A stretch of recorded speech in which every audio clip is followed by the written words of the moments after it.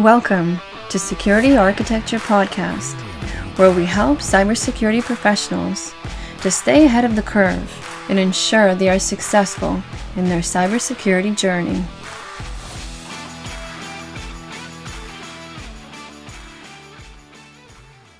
Hi, I'm Evgeny.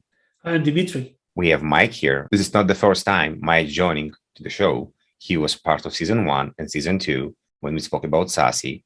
We spoke about ZTNA, we spoke about outbound browsing, and today we're talking about browser isolation. But Mike is now working for a different company. So please tell us what's new and what's happening. Yeah, some exciting things have happened, actually. It's pretty cool. So what's basically happened is that Bitglass has merged, basically acquired by Forcepoint. And what that has allowed us to do is really grow the platform immensely. And RBI is one of the things that we've added from an integration with one of the other companies that also did the same kind of thing. And so there's some interesting tech here. But what basically happened was Bitglass was a leader, as you guys know, and we've talked about the SASE platform and whatnot. And the Forcepoint guys were looking for some ZTNA technology at that point in time. And then they realized, wait a second, maybe we should acquire the company instead of invest in it. And so basically what's happened since then is in the last 6 months is kind of this rapid plan of combining a bunch of things together technology-wise and centralizing around the Bitglass platform, which has now been renamed to Forcepoint 1 and was launched actually on February 22nd, a couple of weeks ago. Mike, what's the name of the offering or the product that addresses the browser isolation by Forcepoint 1? There isn't a sexy name for it, but it's Forcepoint Remote Browser Isolation. Mike, we understand that you guys have a remote browser isolation. It's mean the browser itself or the container located in the cloud. Can you tell us about the architecture, how it's working, how people get there, and how does it look like? Right. So the actual architecture is pretty interesting. So we've built the technology. There's a couple options, actually, to be totally transparent. It does exist as a separate product. You can buy it as a standalone remote browser isolation solution. This is coming from the technology that was acquired by Forcepoint called Cyber Inc. a little bit over a year ago. And they were also running in AWS, just like Bitglass was. And so there's over 300 different POPs that exist for that we're calling this Forcepoint 1 platform, which integrates directly into RBI as well. So while you can buy RBI standalone, the SSE and SASE integration of the solution basically allows it to be ubiquitous and all over the place. And you can do the typical things you do with RBI, which we'll talk about in a second, but looking for high-risk sites and redirecting them then through this RBI container, which was an accurate description you gave just a second ago, Kenny. So comparing to regular browsing, what would be the user experience, especially with a single-page application? And so what people typically do, there are a couple different use cases, and I think we'll talk about them in a moment. Most common ones tend to be, I look for things that are suspicious, for example, things that are high risk or categories that maybe we don't know what they are. So uncategorized is one characterization of a site where you're not quite sure if it's an acceptable use violation like a gambling site or if it's a threat like a malware site. And so in that scenario, prior to RBI, what people were typically doing from a default policy perspective was blocking, right? So the binary, I want to block this because I don't know what it is. Now in this RBI workflow, what you do is you browse the internet as normal, you interact with your SaaS sites, your IaaS, whatever it may be, until you land upon one of these sites that we don't know what it is or is high risk. And at that point in time, the current integration redirects to a page that tells the user that they're about to be isolated and they can continue or not. And so there's kind of a visual prompt there for the end user to tell them what's going on, and they can continue forward and then they're isolated and you apply controls accordingly. And I'll walk through some of those in a second. From perspective of you need to understand what to block and what not to block, where to apply the policy, you need to connect to an IAM vendor or single sign-on vendors. As what part of the solution you actually understand that you apply the policy for Evgeny and you don't apply the policy for Dimitri? Right. So the most common integration is transparent and seamless. What that is a tie-in with something that does auto log on. So for managed devices, people are typically deploying the Forcepoint 1 Smart Edge agent. What that does is all kinds of different things we've talked about in the other seasons, actually. Things like Secure Web Gateway, things like CASB, things like ZTNA and whatnot. But it also monitors what's going on with the authentication piece of it. So from an authentication piece, if you're on a managed machine that's joined to the corporate network, we are able to detect that via synchronization with SCIM, the System for Cross-Domain Identity Management, or Active Directory. And so we know what the user's SID is, their security identifier, and we're able to just log them in on the fly. So they don't actually do anything. There's other scenarios where, and we know who the user is at that point. You can use the groups and policies and things like that. The other integrations that do exist were also things you mentioned a second ago. SAML, for example, redirecting to something like Ping or Okta or whatever to log in is also possible. And there's a pop-up basically that shows up and says log in. Or you can use the Forcepoint One Identity Access Management solution, which is a standalone IDP that some of our customers use, typically for SMB. In general, it's auto logon, automatically, seamless and transparent, or SAML. How this technology would work with existing solutions such as SWG or ZTNA? Does it really replace it or complement it? I would say it complements it. The reason for that is because you're not doing RBI all the time. So there are some use cases where you see full isolation of a VIP, like maybe the CEO, where I know that there's risk and there's threats, and we're worried about them because they have access to the most sensitive information. While that does come up, that's not the most common use case. The most common thing tends to be focusing upon various different categories. And so because they're based on categories or particular applications, it's complementing the SWG and the ZTNA as opposed to replacing it. So what you're saying is that RBI can be done only for specific websites or targets. Yes. Which are more risky than others. And also you can create different profiles and rules for various people in the organization. Right. And that ties into the last question also, right? We know who the user's identity is. So we know what group they're a member of. We know what kind of roles they do inside of the business unit or the actual company, and so we're able to isolate them accordingly based on whatever that risk posture and that profile is that organization wants to enforce. So interestingly, you mentioned it's a complementary solution. Yeah. What happened if, as you mentioned, I can also buy RBI separately? What if I have RBI separately, but I use somebody else's secure web gateway, maybe the legacy secure web gateway, or some other ZTNA? How it will work this conjunction with other vendor potential? If you're doing full isolation, then you're just fully isolating everything, and there really is no policy choice, right? You're just sending everything to the isolation container and whatnot.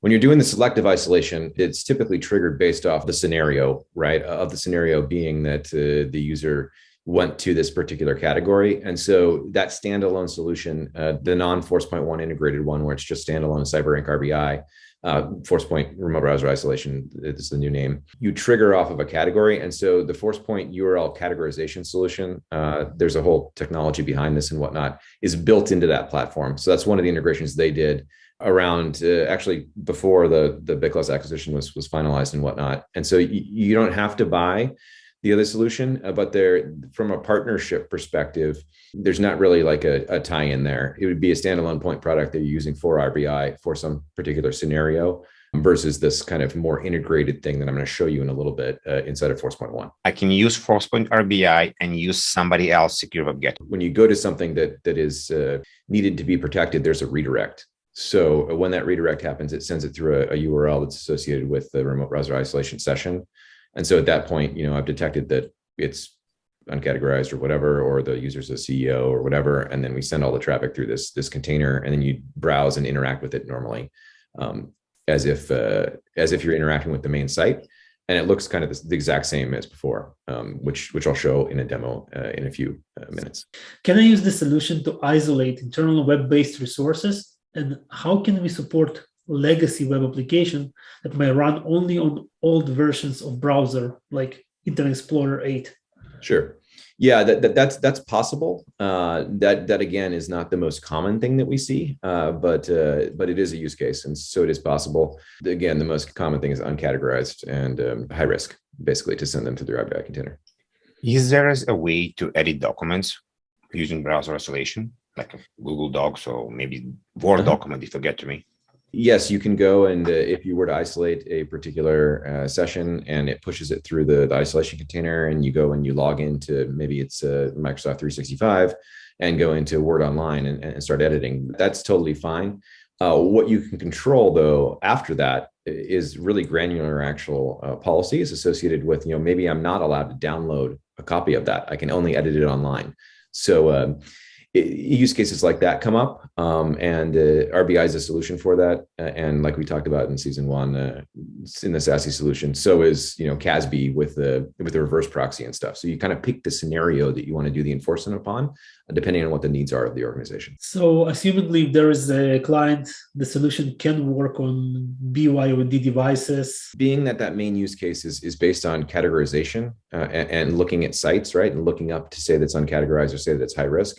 That's normally not present on something that's like a BYO device or even a mobile device. Even if it's a corporately owned mobile device, it's very rare that you see SWIG being deployed to the mobile devices. So basically, the main use cases are for BYO and for mobile are more CASB type use cases, and so that's kind of more of we would recommend reverse proxy in that scenario, as opposed to this kind of forward proxy mode, especially if it's a PC, because you're not really going to want to install a corporate agent onto a personal PC. So we'd stick to CASB in that use case in most scenarios, but it's possible. From a usability perspective, and I remember back in the days, a couple of years ago, we had this isolation endpoint products when it was very hard to use WebEx or LastPass extensions in my browser. How would this work with a browser isolation product?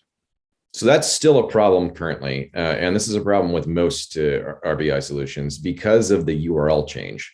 So when you do that redirect and you're sending it through the isolation container, what's going on at that point is the URL's changed to something like rbi.forcepoint.com. Right. And so those things, be it launching a WebEx or filling in a password with LastPass, are tied to URLs normally. So in the URL, I go to yahoo.com and detects it's that, and your browser says, hey, I got a password for you. Do you want to use this one?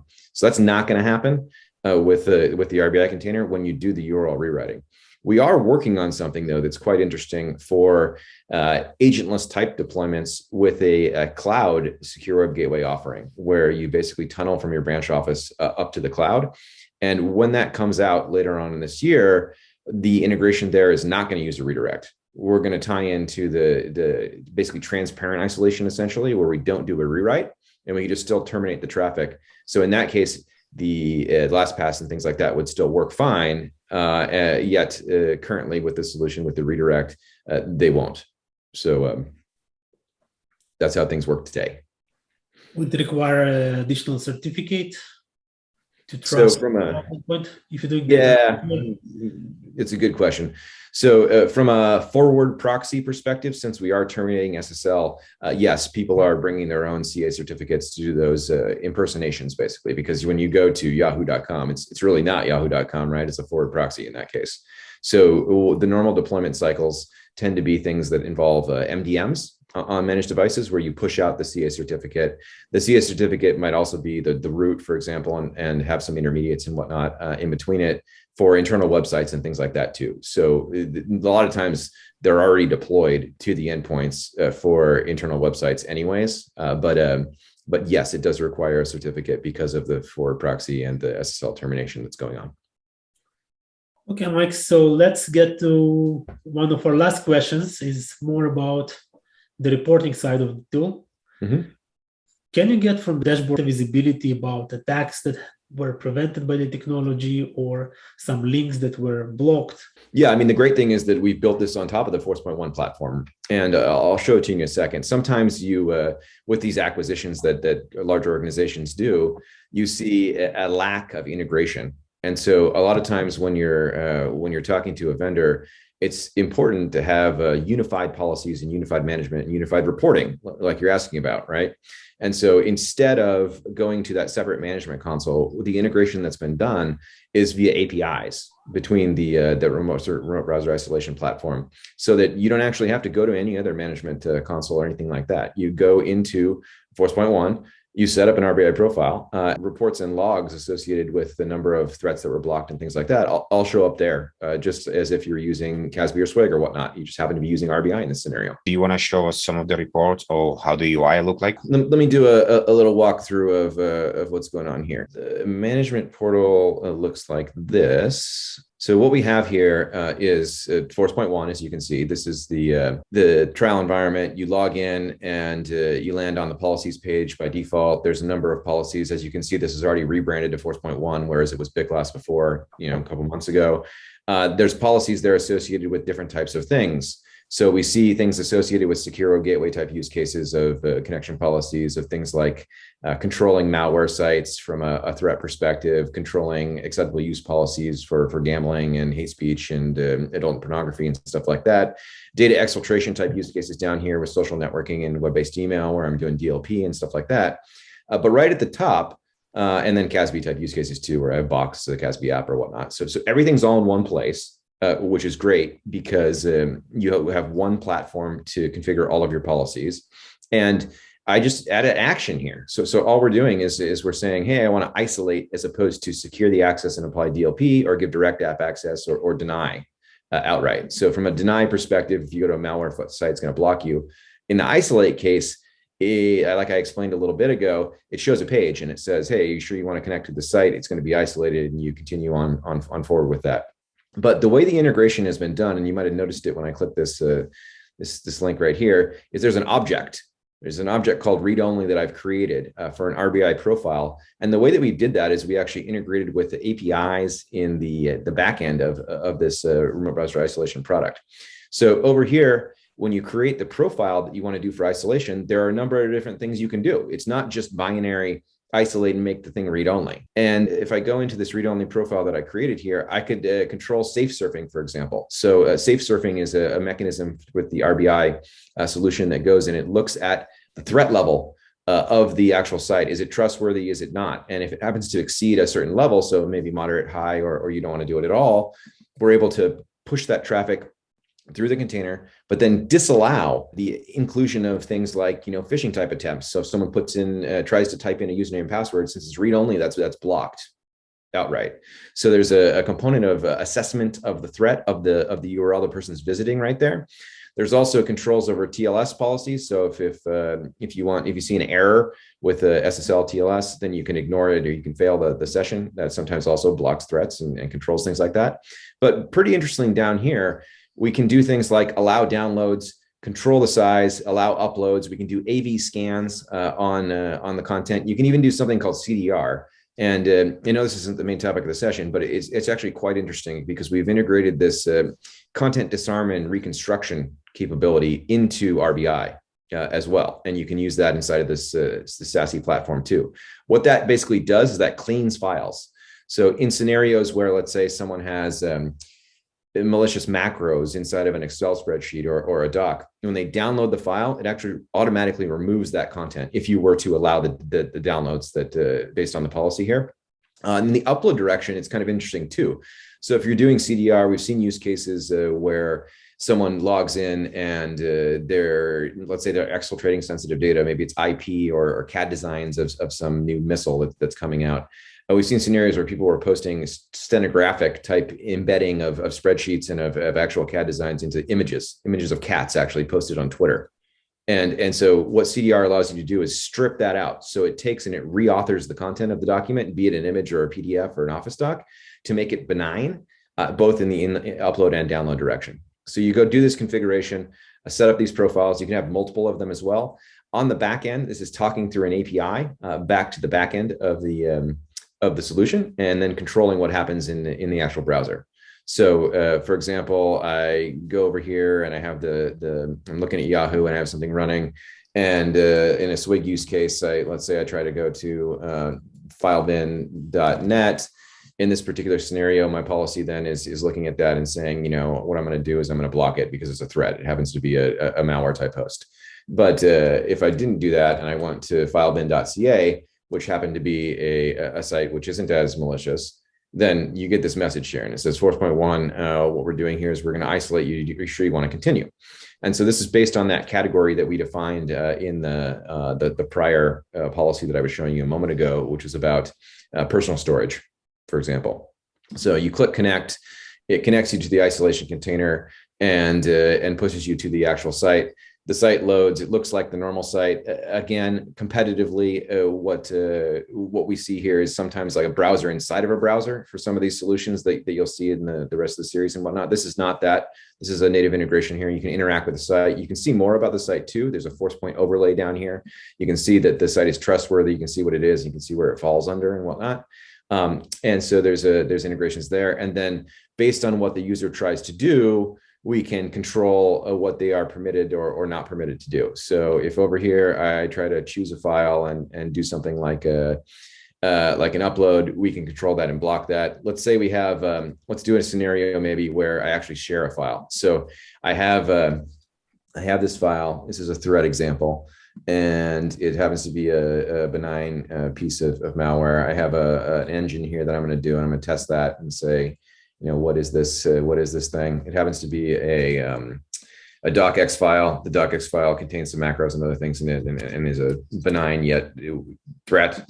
And so in this particular scenario, we're detecting that the thing is malware. So say someone goes over here and they do go to filebin.ca, and they were to take that benign file and try to share it to someone in a phishing email. I go over here and I upload the file, host it on FileBin, and gives me this link.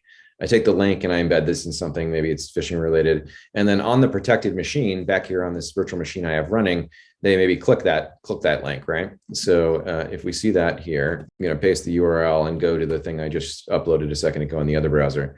So again, detection, because of the category, I get pushed through the remote browser isolation session. It then takes me through that and takes me to the actual file. But since it is the file, what we've also been able to do is you can see this remote rendering of the file here. So sometimes from a read-only perspective, when you're given this download link, where it would just normally download it in my browser, we've embedded this remote browser isolation container that allows you to preview the document. So instead of the outright allow and block that I was talking about before being very binary, you get this gray area here where I can do something with the file and I can interact with it and I can actually read it. But since it is a threat, I can't actually download it. And so you can see the downloading of files has been prohibited by my organization. So based on that policy that you have defined in the other profile, you can see what's going on, and you can see which actions were taking place. I think the initial question, Evgeny, though, was, how can I report upon this stuff and see that? And so over here back in the console, you have all the analyze and the dashboards and the logs. And so if I look at one of these logs over here, you'll see that various things have been denied, and then there's other actions too that are associated with isolation and whatnot. So you have these low-level logs, and then you have other dashboards over here associated with activities that based on my web access and things like that. So that's kind of the high-level overview of what's going on here with it's a very quick overview and a very good overview. I'm gonna put you on a spot right now. If you had a magic wand, and you want to change something in the 6 months in a year, what it will be? What's happening and what's going on inside of Forcepoint right now is really exciting, actually. And so if I had the magic wand, I wish that some of the stuff we're developing now is available for our end customers, but it is really, really exciting. And so we're integrating a whole bunch of new capabilities into the platform. CDI and RBI are two things that we're integrated right now. We're rolling out all kinds of different types of integrations with DLP too, which is pretty interesting. So the Bitglass platform had probably 100-ish, maybe a little bit more of DLP patterns, whereas Forcepoint is super rich in their DLP. They've been doing DLP for a long time. And so we're integrating those 1,500 classifiers and 250 different types of rules that can be used directly inside of the platform. So you'll be able to go in and say, hey, for Switzerland PII, I want to do this. And automatically all those tune patterns that exist are usable. So it's really exciting, and the magic wand would be, give me that now. Mike, thank you very much. It was great. Thank you for being on the podcast again. No problem. Thank you, Mike. Please remember to subscribe to our podcast and join us for our next episode.